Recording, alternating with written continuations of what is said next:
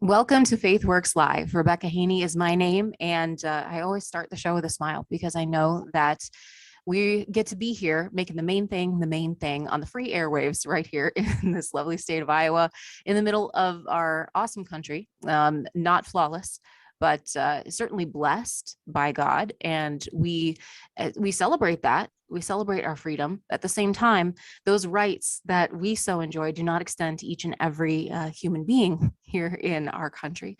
And once a week, at least, but specifically once a week, we focus on life, on the value and the glory of life that God has designed each and every one of us, male and female, in His image. And those are things that we should celebrate. Unfortunately, that does not apply in all circumstances. And the most vulnerable among us have been and continue to be targeted for, I mean, there's no other way to say it, no gentle word, for extermination. And this is why we fight.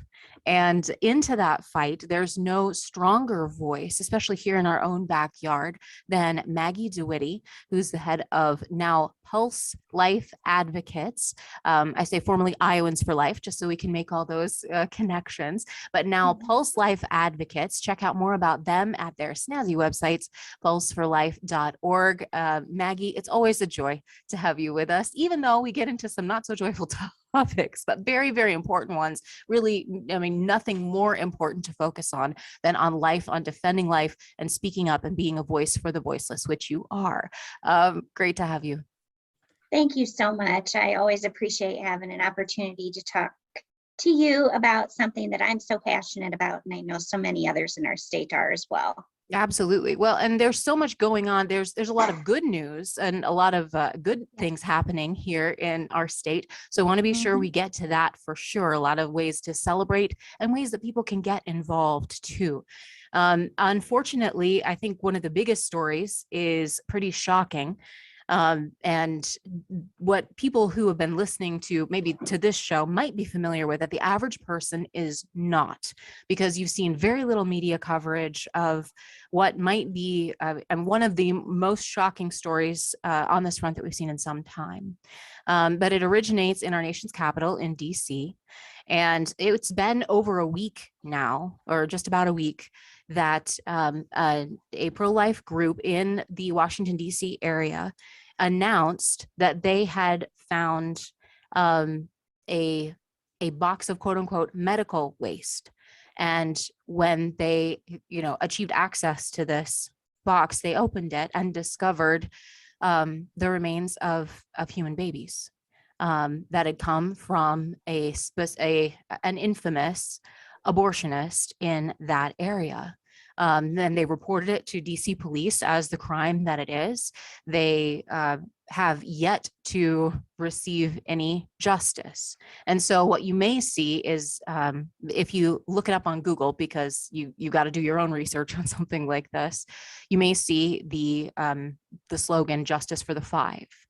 You don't see much about it, unfortunately, but I have not seen really any action taken. It's been now over a week. It looks like about at least 2 weeks since law enforcement has been notified that crimes have taken place. And I'll allow you to expound on that just a little bit more as to what the law says about this, because clearly, as wrong as abortion is, it's still considered quote unquote legal. And yet these are specifically, these poor children were the victims of crimes, not only being killed, but specifically because they were so far developed as well. And it's incredibly hard to hear. But it is so important, I think, that we go down this road. So probably not for very young ears, but at the same time, we must expose the truth about what is happening, about the procedures that are going on right under our own noses. And this was in our nation's capital, when, you would think that if anybody would seek justice, it would be our leaders in Washington. That is not happening. And Maggie, I know you probably know the details of the story even better than I do, and you've been following it, because I was sort of in the stupor of midnight feedings and maternity leave. But it's other than saying sickening, heartrending, I mean, tragic, just abominable, like all of these words swirl together in my brain. Can you help us make sense of what's going on? Sure. You know, it's interesting for me, when the story first broke, I was getting all of these pop up on my Google, and every headline that I was seeing was painting this picture of this person that that the police had found these remains, these fetal remains, these babies' remains in her home, as a complete lunatic. And that was all we were hearing. You know, that's all I was hearing, was that there was a complete lunatic that had dead babies in her home. No explanation as to why she had them or how she had obtained them. It just painted this picture that she was, you know, some kind of unstable person. Then some of the other news outlets like Life News and LifeSite News and Live Action started actually reporting what had happened. And in fact, it was a pro-life organization that had obtained these babies' remains that, like you had said, had been determined as medical waste from the driver of this medical waste company. And so there were 115 babies' remains in that box, 5 of which appear to be late term. And so what common sense would tell us is something is not right here, and this needs to be investigated. And so just yesterday, for the first time, the mayor of DC went public and said she has no indication, there's been no indication that there's any crimes been committed, and the city has no intention of performing any kind of autopsy. And in fact, she's looking at criminal charges against the group for some federal offenses against laws that they have committed in obtaining these babies. And, you know, we saw that with David DeWitte when he uncovered what was happening and caught Planned Parenthood and other abortionists on tape, on video, negotiating for baby body parts. They were just fine. They didn't have anything happen to them. But David DeWitte, who uncovered this horrendous act, he's the one that they went after and threatened jail, and I believe that's still going on, that he's under indictment and things coming at him. So we're seeing the same thing happen here. And you know, the question is, what happened to all of these children, but specifically these 5 who appear to be late term? And I know Live Action had photos. You know, visit that site with caution. They're horrible to see, but like you said, there are times that we do need to see the reality. The other side has done a fantastic job at sanitizing what happens and putting this guise of healthcare under it to mask the reality that these babies are being brutally and violently killed in their mother's womb. And those pictures we're seeing the result of that horrendous violence being done to these poor babies. Yeah, and I think that's as shocking as it is, that's what it takes to wake us up to the reality of what we're doing. Exactly as you said, that we allow this every single day in every major city in our country, and we maybe turn the other way, or maybe we put a sad face emoji on it and we say, oh, well, you know, that's too bad. And we really hope that this changes, and maybe come next election, we can do something about it. And I mean, not that there are many ways to be involved and to seek to end abortion and the careless disregard for life that we have that we have allowed for longer than my lifetime, but we cannot grow cold, or we can't allow ourselves to be desensitized to the reality, the horrible, vicious, brutal, violent reality that these children, as you said, and I'm so glad that you mentioned that, while we understand and can identify specifically 5 little babies that are babies, like you can hold them in your hands, you can see they're children, but there were over 100 other children that were also included there too. So we're talking about many kids that were snuffed out and then stuffed in a box. And it's apparently been uncovered that that box was going to an energy company or something like that, that repurposes, they say, medical waste for electricity. Basically, they use pieces of these bodies to produce electricity for the Baltimore area. And they say, and apparently there's nothing to see here. DC mayor says, no law is being broken, nothing's wrong here, let's just move on.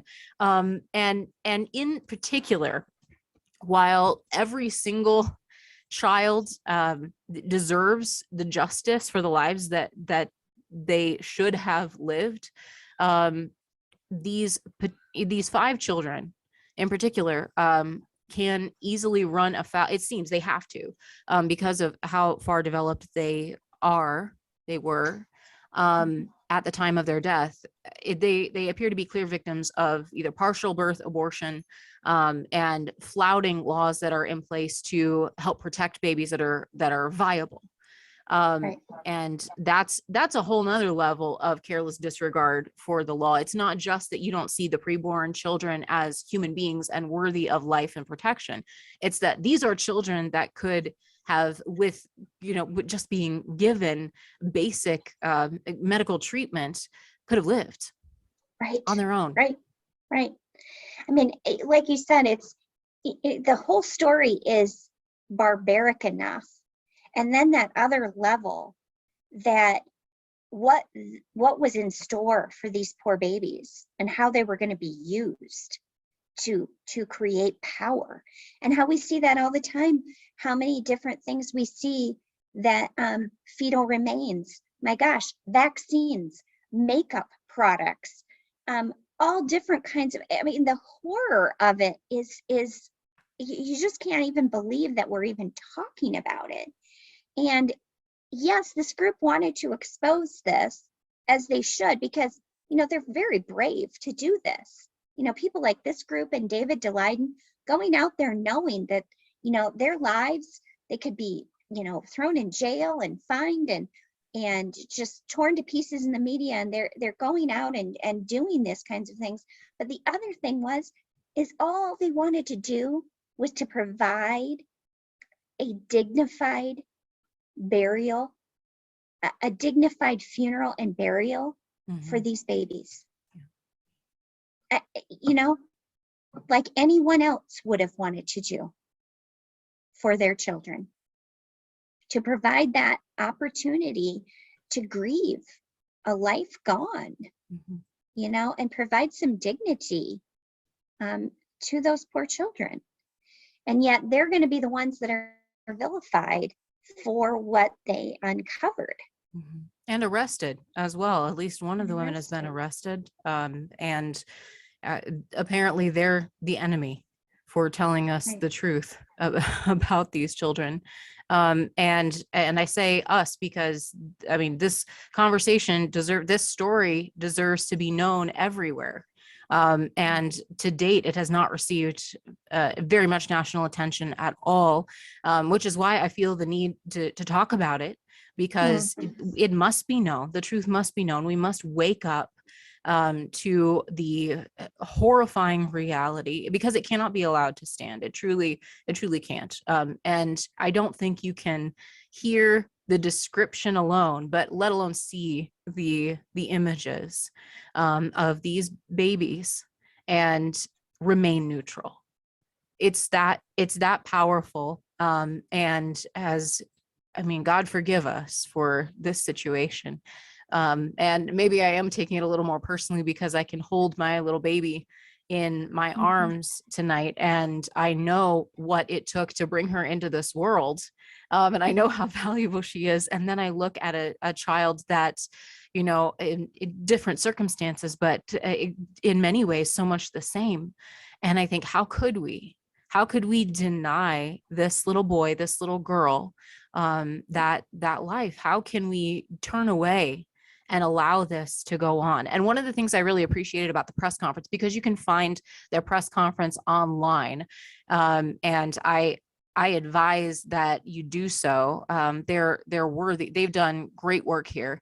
It's Progressive Anti-Abortion Uprising, or PAAU, is the group that was behind this investigation that broke this.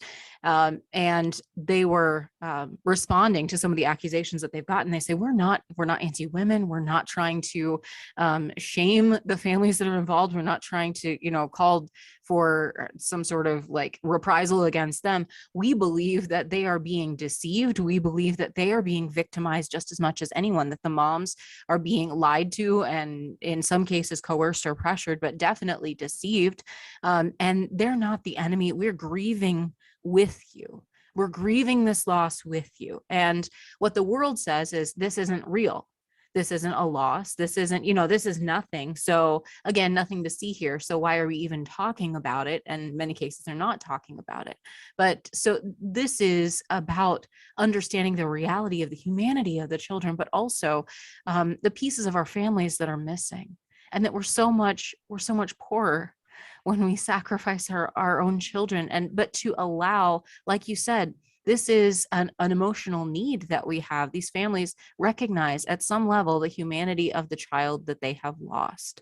And that's what makes this story, I think, so dangerous for the pro-abortion side to even cover. It's why they're ignoring it entirely, because you cannot deny the humanity of the children that we're destroying. Right. But, we saw it in the Gosnell case too, the House of Horrors in Philadelphia. And the movie that was made about it, it was the same thing. You panned to the press corps during that hearing, and there was no one there. Mm-hmm. The press didn't want to cover it. They didn't want to cover the reality of what this horrible man was doing to women and to babies, and they just wanted to turn a blind eye to it. Mm-hmm. And we see this over and over again, like what happened in the Holocaust. It wasn't until people saw the pictures of those Jewish people being liberated that they realized, oh my gosh, the inhumanity of what was happening. Mm-hmm. They say same with slavery. All of these major things, anytime we get to a point where we're dehumanizing people, and that's where we're at right now. Mm-hmm. Yeah. We're dehumanizing. We're saying they're not real human beings.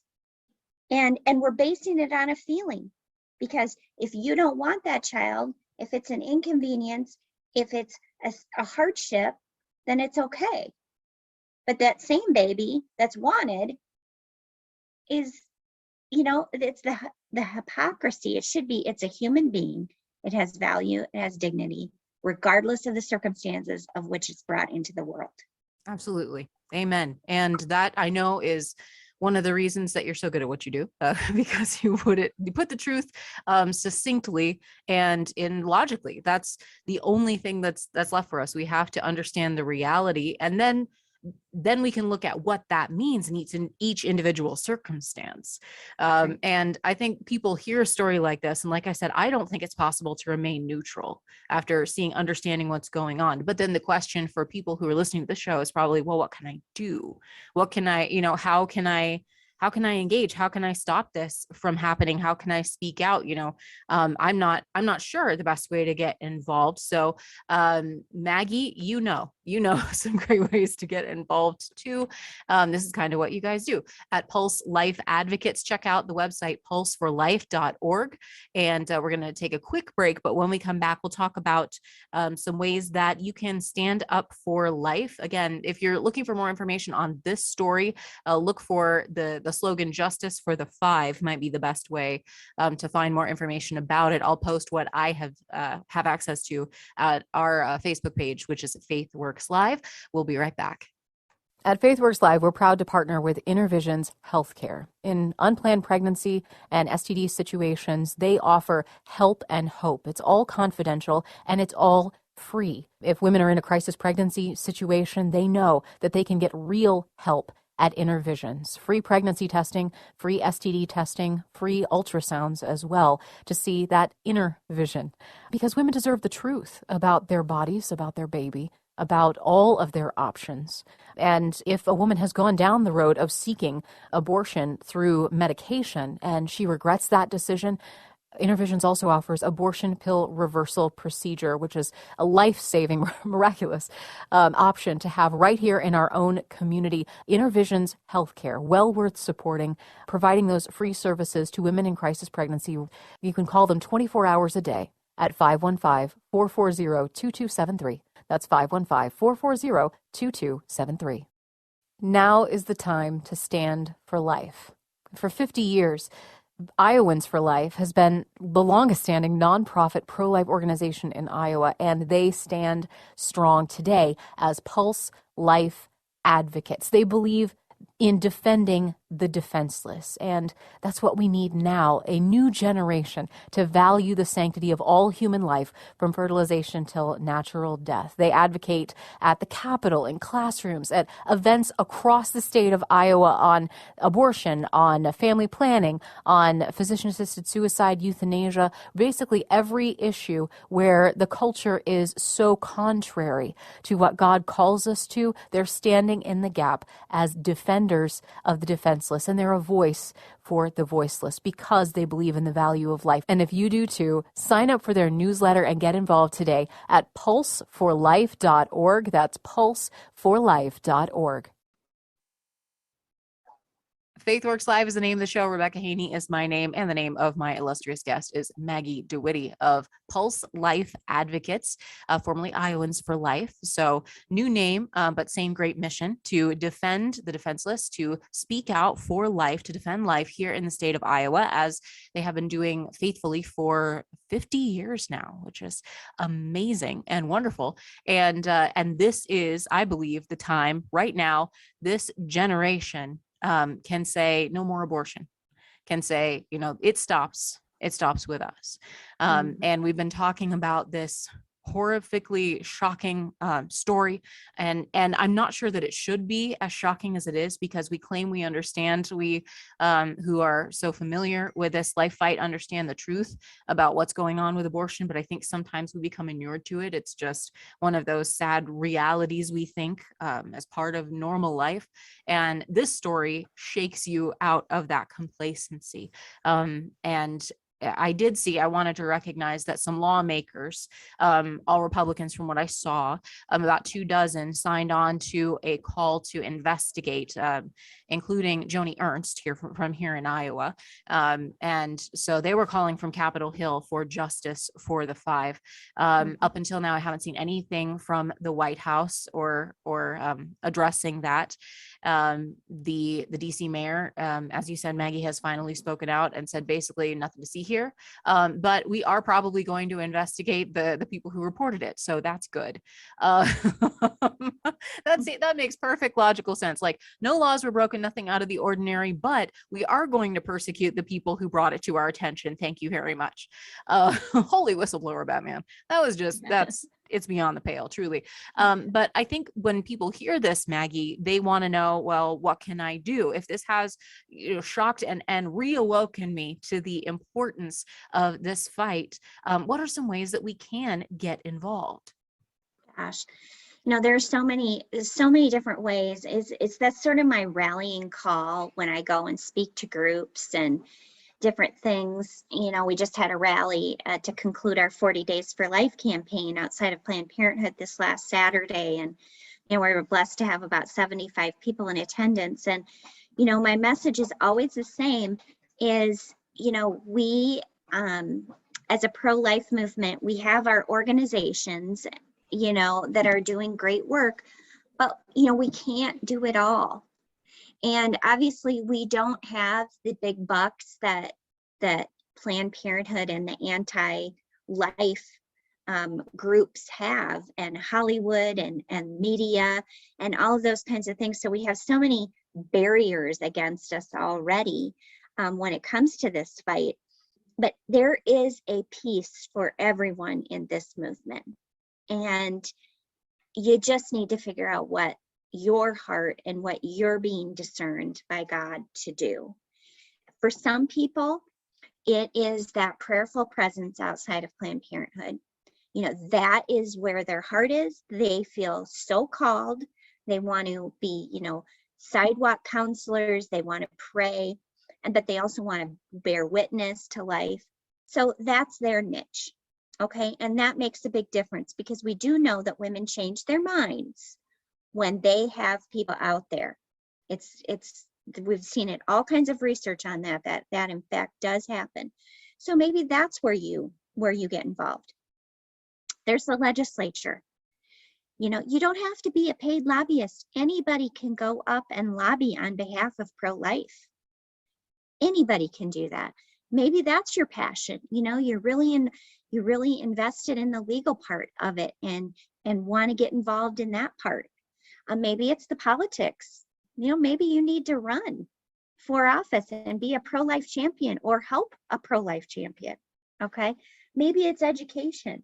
Then you get involved with Pulse and you help us educate. You help us take kids to Washington, D.C. to the March for Life. You help us at our fair at the Iowa State Varied Industry Building every year. You know, we talk all over the place to youth groups and to churches. Maybe that's your cup of tea. There is always something that you can do, but also one of the most important things you can do is have a conversation about this with your family and your friends.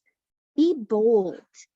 Talk about this. Mm-hmm. It's, you know, we're so worried about offending everybody that we're afraid to have conversations with people about important issues. Faith and politics, those are so important. Have some conversations with people. We'll equip you. We've got apologetic videos. We've got all different kinds of things on our website in person to give you, to equip you to talk about this issue. And of course, pray. Mm-hmm. Everybody can pray. And we know that's the most important thing. It absolutely is. And when I hear you lay that out, I think, well, you know, there's a lot of things that, hey, I could do that. That's something that isn't, you know, that's either in your wheelhouse, or you think, yeah, with a little training, you know, I could do that. And that's what you guys exist to do as well, Pulse Life Advocates. So plug that, pulseforlife.org. And I'm so glad that you mentioned the visible presence of the prayer rallies and the prayer vigils outside of Planned Parenthood. Wish I could have been there. That would have been really fun. Sorry I missed it. It was a good time. But to stay informed about those types of things, I know people can get signed up. You can check out your website, get signed up for your newsletters, your updates. And let's see, it's been a little while since we talked about what was going on up at the Iowa Capitol. And, you know, that's always an adventure every single session. And as you mentioned, I'm not sure that everybody realizes that, but you don't have to have like qualifications or special training or anything like that to lobby at the State House. You can be a concerned citizen. And, you know, as an Iowan, you pay their salaries. So you have a right to be there. Absolutely. They work for you. Yes. They work for you. So it's time to go up and see, you know, check in with your colleagues. At the State House. Now I know we're coming up here to not quite the end of the session, but things are starting to wrap up. Are there some things that we should be aware of as we're heading into this next season?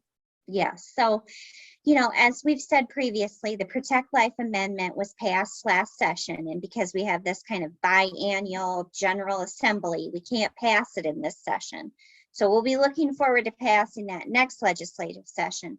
So this year, our focus was a bill we called the Mom's Bill. Mm-hmm. And it was basically, it's more options for maternal support.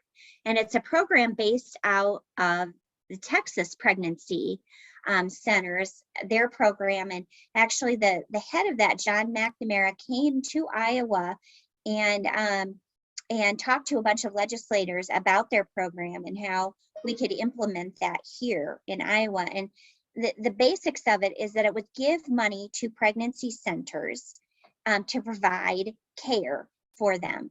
And so instead of all that money going to abortion clinics like Planned Parenthood, who does absolutely nothing to help women after their babies have arrived, this would actually help women.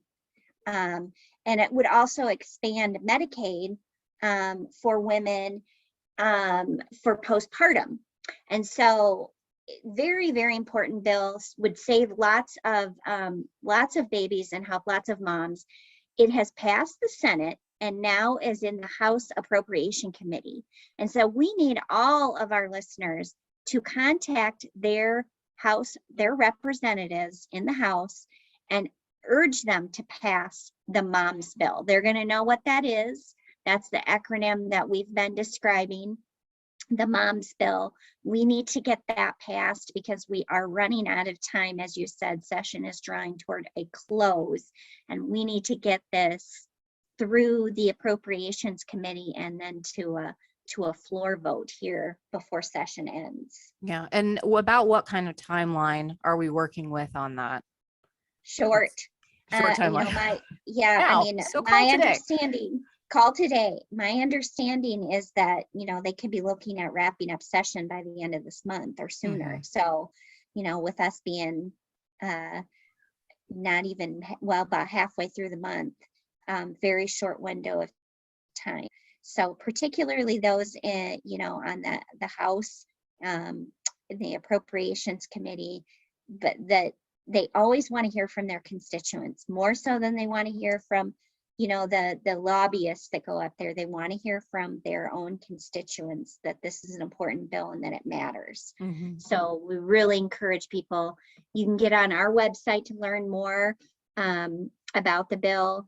And also, through the Coalition of Pro-Life Leaders, all of us have been working in lockstep on getting this passed. And this is one of those things that I find it difficult to know how you can be on the other side of it. It seems like it would be really easy to achieve, that fabled end of bipartisan support. Like, you should be able to say, yes, moms deserve help. And we need more resources out there that are affirming, life affirming, for moms. And even if you're not sure exactly where you stand on the whole abortion business, maybe you have some disagreement with, the folks like us, but you could say, yeah, moms need more resources, and this would be great. So I don't know how you could be against this. This just seems like a great idea all around.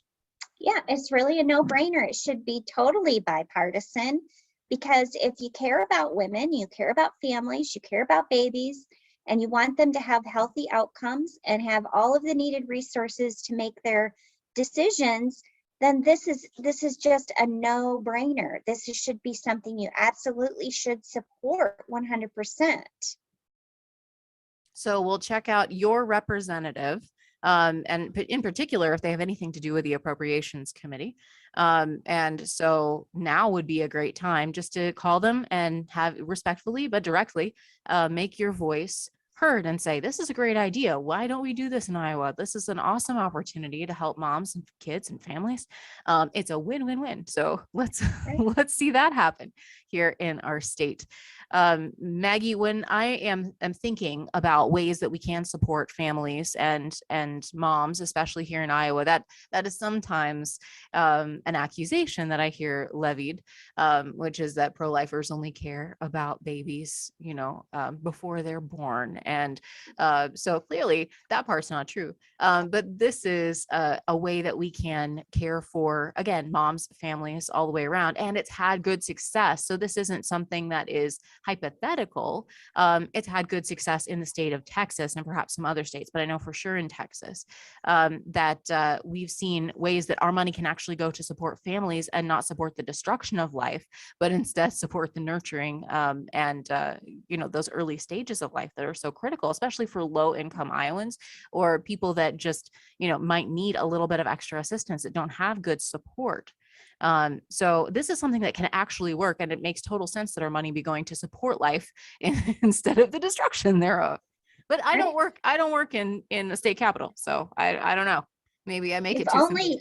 If only you and I ruled the world, right? Exactly. All the problems would cease to be. There would be peace on earth. It would be beautiful. Dogs and cats living together. Oh, goodness.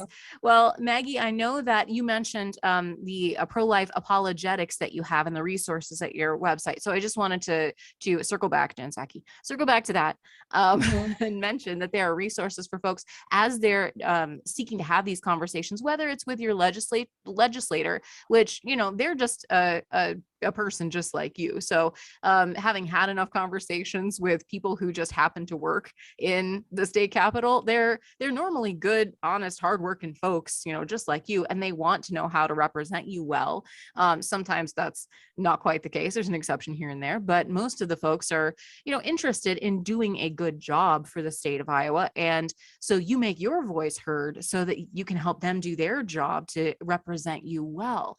So I don't think it has to be as scary as we make it out to be, but we want to speak well about this issue, especially if it's something that your heart is so convicted on. And what are some of the resources, again, as you mentioned, that people can use to get equipped to have these discussions well? Sure. So a few years ago, we wanted to, that was, our primary purpose. We want to equip. So we came up with the 20 most common arguments that people put out there when it comes to the abortion topic. And so we put them on flashcards. And then on the back side, we had really concise answers to those common arguments. And so we put it together and we called it our Apologetics Toolkit. And we still have those. If you get on our website and you click on the, I think it's contact or Apologetics Toolkit, and we'll send it to you. Some people like to have that, physical information, but then from there we've learned that also people don't necessarily want to have that, but they want to have something that they can visually see. And so we took those and we put them into video format. And so now on our website and YouTube and our social media, we have, I think, about 20 videos that are, less than 3 minutes. So they're very short, and they're role playing these different arguments. So you can see in real time, somebody says, well, that's a woman's body, or, oh, you don't care about the baby, or, all of these common myths, and then a really good rebuttal or answer to it. And you can get those videos. And that's one really good way to kind of help you be equipped. And when you're talking about the legislator stuff, you're absolutely right. I think people have this image of it being scary. And a lot of times when you go up there, we're equipping you with the information and giving you the talking points. You might know more than they do on the bill. And not that they aren't smart, but they have a lot of bills that they have to go through. Yeah, and so they're expected to be to become subject matter experts on everything. From the tax rates to agriculture and ethanol, and it's just a lot to put on any one person. It is. And so a lot of times you're going to go up and you're going to have them give them really great information that they might not even have, that their staffer hasn't told them about yet, or they haven't had the time to go through that bill themselves. Mm-hmm. And so, that's another way to look at it is, and again, they're working for you, and you have every right to go up there and voice your concern. And they do want to listen to you. They do want to hear, they want to learn how to properly represent you. Mm-hmm. Well, and you reminded me of the power of story as well. So if you have a reason that you're really passionate about either this bill or about life in general, and I think connecting with people through story as to why it's personal and why this matters to you. I don't know the number of times that I've had conversations with people who are either in office or running for office. And so when you ask them about a position they might have, you know, if hopefully there's a good reason for someone to take a particular position on an issue. And many, many times when I've had those conversations with people who are maybe interested in running for office, and I'll say, well, where do you stand on life? Many times there's a story attached to it, whether they stand where I do or not. There's been a powerful story that they've either lived or that they've heard that has convicted them that they need to stand in this place or this place when it comes to life. So if you have that kind of story, and there's obviously a reason that you care and that you're passionate about life, feel free to share that story too, because those can be incredibly powerful tools. Oh, absolutely.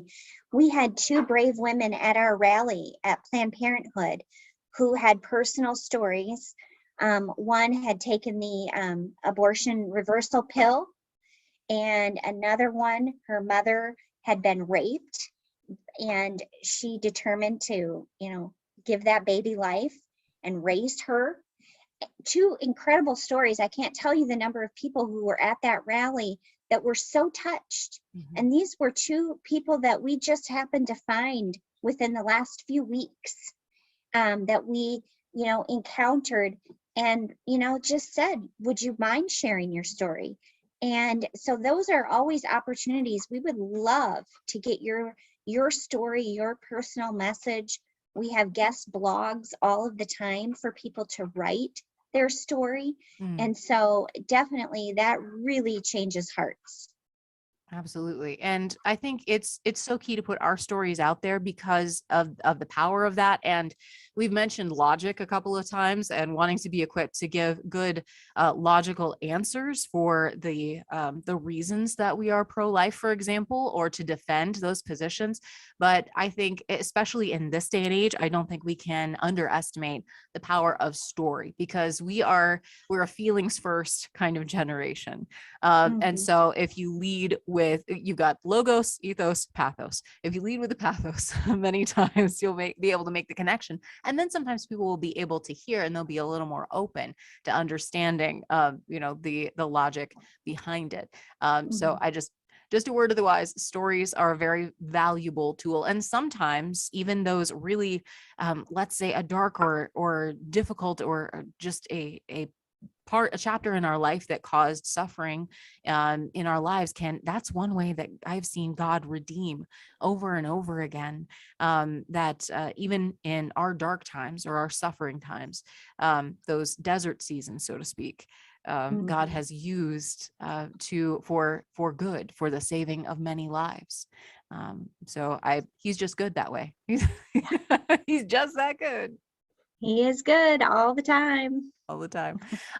Maggie DeWitte is our excellent guest, as she always is, from Pulse Life Advocates. Check out pulseforlife.org. We're going to take one more quick break and then we'll wrap things up with Maggie. We are getting activated for life because we can't stand on the sidelines. And I know if you're listening to this show and you've gotten this far, then you're probably someone who really cares. And so we are the ones who need to be speaking up to end abortion in our lifetime. This must stop. This cannot be allowed to continue because of all the damage and the destruction that we're wreaking on ourselves by allowing this. But also so that we can develop an understanding of why life is valuable and how to value life, because ending abortion is just one part of it.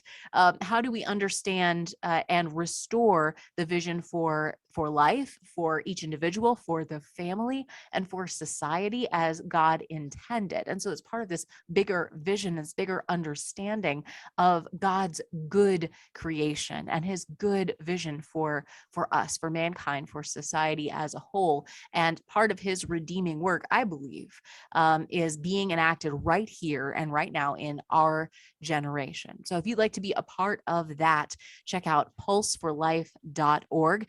We'll be right back. When you love people, you cook them tasty food. And there is no tastier food for my money and for my family than Anonymous beef. And they are so good at what they do. It's naturally raised beef. And in fact, there's several opportunities. You've had to be on a wait list because of how good and how popular their products are. Well, now there's new opportunity right now. Act now to get your Anonymous beef. There's no steroids or antibiotics. It is all natural, farm-raised butcher beef. And you can pay processing at the locker fees. They help walk you through all of the process. It's a little bit different than going to the grocery store, but it is well worth it. You get great value for your money, and they help walk first-time customers through the whole process. Now is the perfect time to provide great quality food for your family, and it just doesn't get better than Anonymous beef. So go to their website and start looking at your order today, whether it's half a cow or freezer full, whatever you need to fit your family, they'll help you out. It's anonymousbeef.com. That's OHNEMUS beef.com.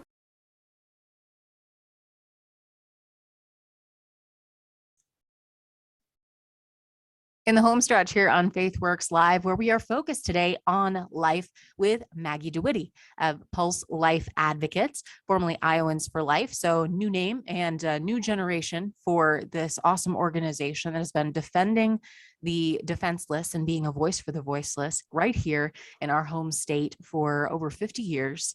And there's no end in sight. They are going strong and committed to protecting life here in the state of Iowa. If you share that commitment and that heart, well, then get involved. You can go to pulseforlife.org, pulseforlife.org. And Maggie, that's a great place for everyone to kind of stay up to date about upcoming events and opportunities, legislative updates. As you mentioned, there's a short window now for this, the Moms Bill, which is currently in the Appropriations Committee in the Iowa House. And this provides support, which is much needed, life affirming support, so that our taxpayer dollars can actually go to something that supports life instead of seeks to destroy life. Like, I think that's just a really positive movement. How could you be against that? That's everybody can be on board with helping moms. So you can find out more information about that particular bill, as well as, how to get involved. Again, calling your representative. It's passed the Iowa Senate and now needs to pass the House by the end of this session, which is basically, coming up here in mere weeks away, probably. So that's a great way to get involved. That's one, I think, again, a bill that makes everybody a winner, that anyone should be able to support. Because I'm thinking, and I mentioned something kind of offhandedly about the partisan nature of these issues, and I wish that it were not the case. Now, like I said, the people speaking out on these issues tend to mostly be Republicans, but there are, precious few brave Democrats that might be able to stand for life. But unfortunately, things have become so partisan that we can't even speak out for something like the reality that life deserves to be protected. And it should not be a partisan issue. And I pray that we can get beyond that.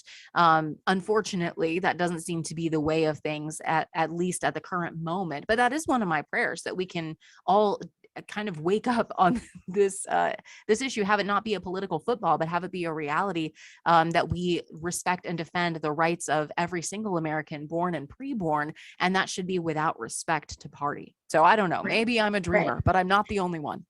Yes. Well, and, I will say that, we do have some hope. On the federal level, we have the Dobbs case, which, really has the potential to reverse Roe versus Wade.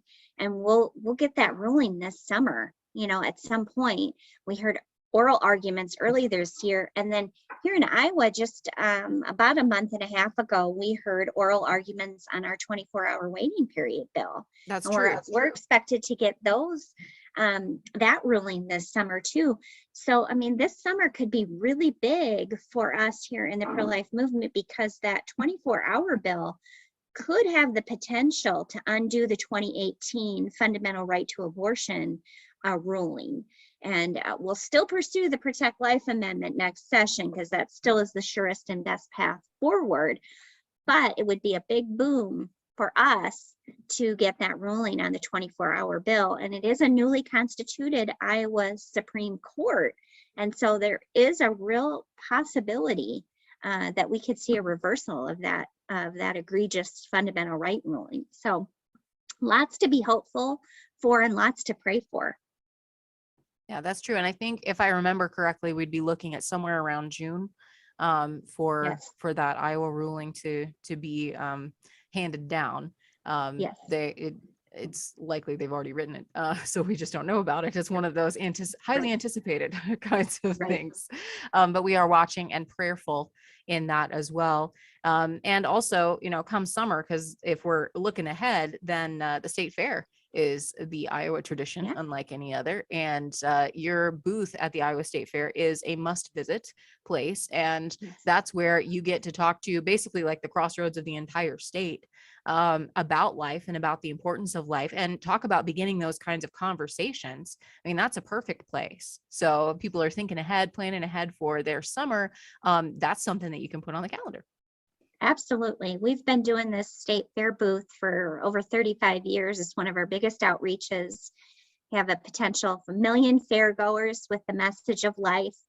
We have the fetal models, we have the 4D ultrasound, we have a corn kernel quiz, we've got teen bags. We try to have something for every demographic, but we also really need volunteers. And again, when we talked about earlier in the conversation about ways to get involved, we need help out there, because we're out there all 11 days from 9 to 9. And so we equip you, we give you everything that you need, so you won't be out there by yourselves trying to talk to folks. But it's a really good opportunity to kind of flex your pro-life muscles and maybe step out of your box a little bit and share life with people. Right. And who knows? I mean, if our goal is to change hearts and minds, that we can change the culture and the laws and just the reality of culture to be one that loves life, well, then why not talk about it? Like, let's start having those conversations. Let's, as you said, pray for a little bit of boldness, because this is worth it. This is worth it.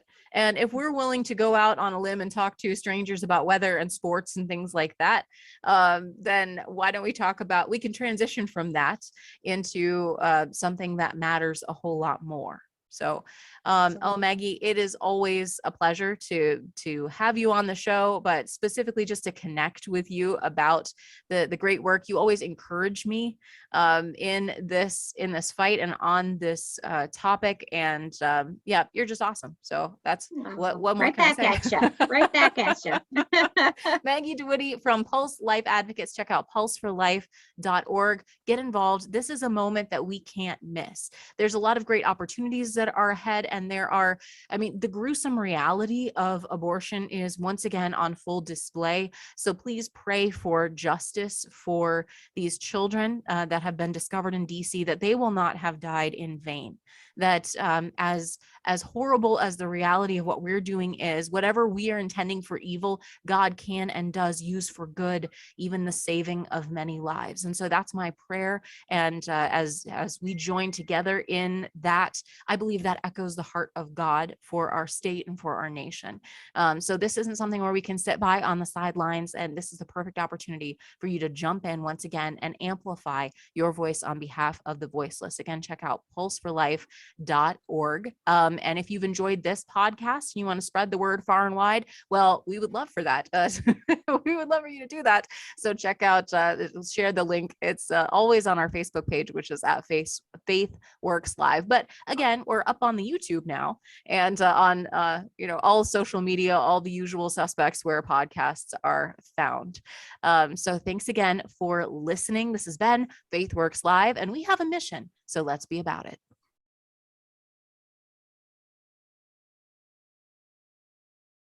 What does love look like? Love means serving those who are truly in need. And that is what they do at Agape Pregnancy Resource Center. That's really what they're all about. Helping, loving, serving women in crisis pregnancy situations with free pregnancy testing, STD testing, ultrasounds, and so much more. For practical needs, they have turned whole lives and whole family trees. It's amazing to see what they're doing right here in our very own community for women in need. They provide free services because they believe that women deserve the truth about their bodies and about their babies. babies. And when women know they're not alone, they can fix the crisis and carry them through the pregnancy. They empower women to choose life. And like I said, whole families are here because of the work that they do at Agape. There are many ways to get involved, practical ways for you to live out your pro-life through Agape. Get involved with their important ministry at agapedsm.com. Click the tab that says Get Involved and find out their current needs and ways that you can help meet those needs and care for women in crisis and save babies at the same time. It's agapedsm.com.